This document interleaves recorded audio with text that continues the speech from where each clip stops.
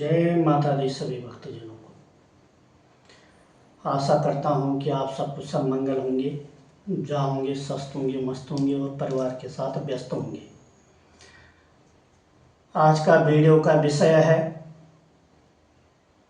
कि श्रावण माह के पावन पर्व में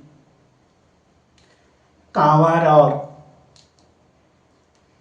महादेव की पूजा अर्चना किस तरीके से की जाए और इसका क्या महत्व है और क्या फल प्राप्त होता है। तो सर्वप्रथम सभी भक्तजनों को एवं सभी साधकों को हर हर महादेव। स्वागत है आप सबका मेरे YouTube चैनल ओमकार ध्वनि प्राइवेट लिमिटेड में। तो आज का विषय मैंने आपको बताया कि इस पावन माह में कांवड़ यात्रा शुरू हो चुकी है और प्रथम सोमवार सावन माह का 14 तारीख को है, जिसमें 16 सोमवार का अनुष्ठान शुरू हो जाएगा। हमारे सनातन धर्म में अनेक प्रकार की मान्यताएं हैं। कण कण में ईश्वर का वास है। हर दिन ईश्वर के लिए समर्पण है। यह जीवन उस ईश्वर के दीन है। नित्य अपने प्रभु का ध्यान करें, अपने इष्ट का ध्यान करें, अपने पितर देवताओं का ध्यान करें और जीवन में कुशल रहें, सुखी रहें, खुश रहें। कि जैसे कि सावन माह में सबसे पहले कांवड़ यात्रा शुरू हो जाती है। कांवड़ यात्रा में जो जल आप गंगा जी से उठाते हैं, उस जल को शिवालय पे किस तरीके से चढ़ाना चाहिए, इसके लिए सर्वप्रथम जब आप घर से कांवड़ लेके निकलते हैं तो सबसे पहले आपको एक बात का ध्यान रखना चाहिए कि कांवड़ लेने से पहले आपका मन, तन, दिल, दिमाग एकदम शांत होना चाहिए। जैसे कि आप किसी यात्रा के लिए निकल रहे हैं। ये कोई नॉर्मल यात्रा नहीं होती है। इसमें ये आप एक महादेव के गण बन के चलते हैं, जिससे कि आपको महादेव की पूर्णतः कृपा प्राप्त होती है। अधिकतर लोग मनोरंजन के लिए कांवड़ लेने निकल जाते हैं, जबकि कांवड़ का अर्थ मनोरंजन नहीं है।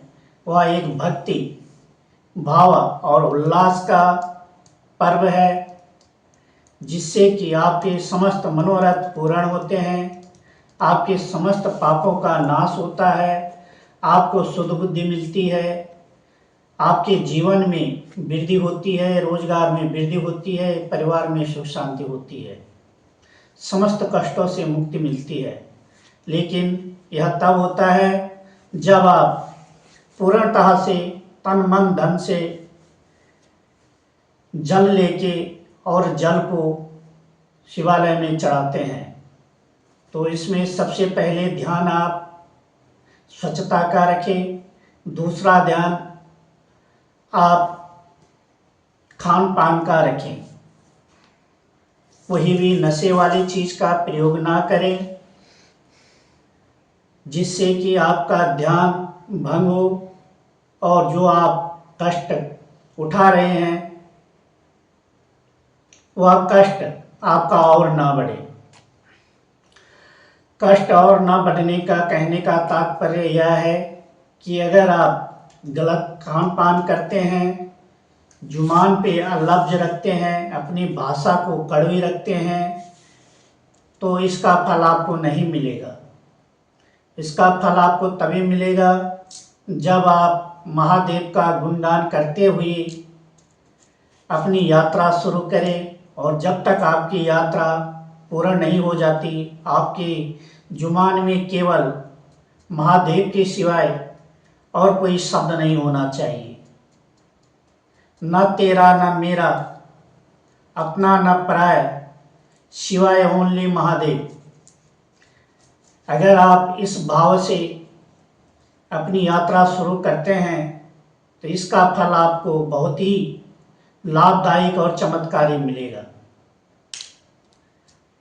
तो सभी भक्तों से एक ही अनुरोध है कि शांतिपूर्वक अपनी यात्रा करें, जिससे कि रास्ते में आपके साथ कोई दुर्घटना न हो, और अपने सनातन की इस परंपरा को शांतिपूर्वक निभाएं और आगे बढ़ते रहें, महादेव की सेवा में तत्पर रहें।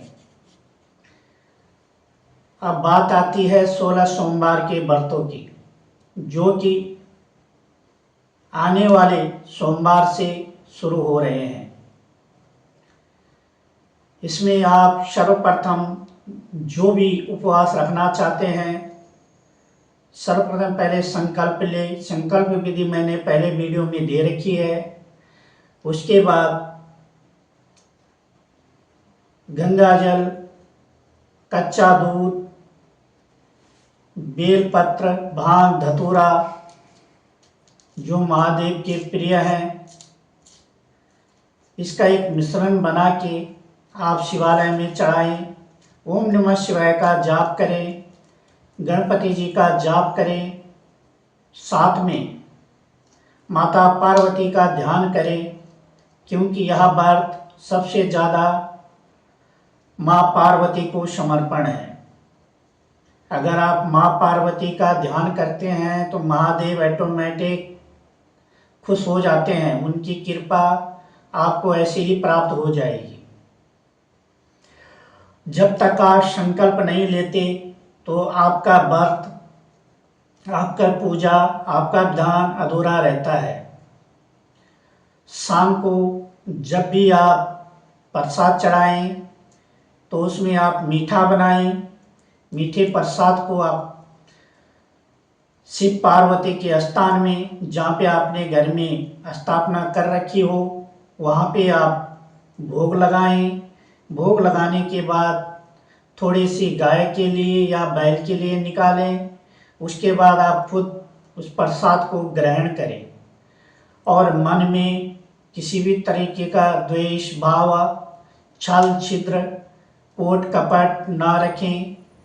जुबान में मधुरता रखें और नित्य ओम नमः शिवाय का जाप या जो भी आपके इष्ट का जाप है उसको आप करते रहें, उनका गुणगान करते रहें, और हो सके तो ज़्यादा से ज़्यादा भजन कीर्तन करें, सत्संग सुने, ताकि आपका मन शांत रहे, आपकी जुबान से किसी के लिए लफ्ज ना निकले। इन चीज़ों का विशेष ध्यान रखें और नित्य 16 व्रत पूरा करें।